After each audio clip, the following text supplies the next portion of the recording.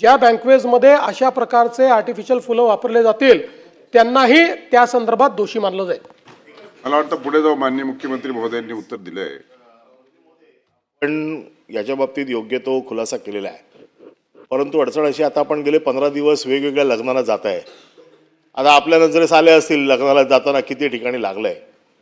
फक्त एकच माझी सूचना आहे याच्यामध्ये की त्यांची देखील आपल्याला थोडीशी एक दखल घेतली पाहिजे बंद करताना। सध्या मुंबईत किंवा महाराष्ट्रात लग्नाचा सीझन चालू आहे। आपण उद्यापासून, आज नुसते इथे बोललात ना, आज रात्रीपासून सगळ्यांना हॉल बंद करायला सुरुवात करतील। यांना एक स्पेसिफिक पिरियड द्यावा की एवढ्या कालावधीमध्ये हे सगळं बंद करावं, नाहीतर उद्यापासूनची सगळी लग्न मुंबईत बंद होऊन जातील। अडचण आहे ही प्रॅक्टिकल अडचण आहे।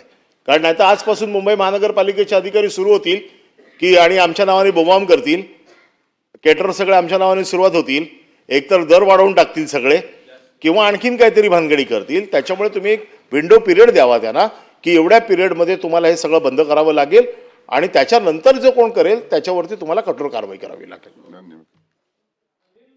धन्यवाद। प्रश्नामुळे लग्न तुटलं अशी बातमी येऊ नये म्हणून त्यांनी जे सांगितलं that is suggestion for action. प्रश्न क्रमांक 3 6688 सत्यजित तांबे।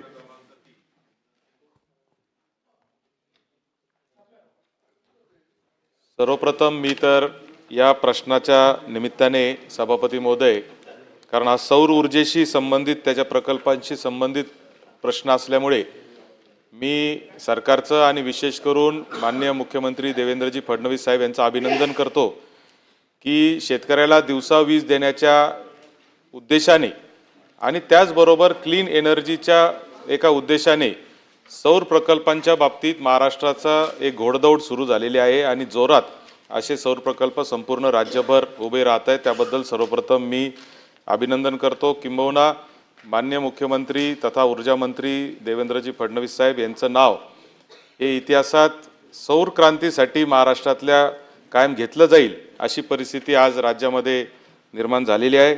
मात्र हे होत असतानाच टाकी डोकेश्वर तालुका पारनेर जिल्हा अहिल्यानगर इथला एक प्रसंग जो आहे त्याच्याबद्दल मी प्रश्न विचारला होता।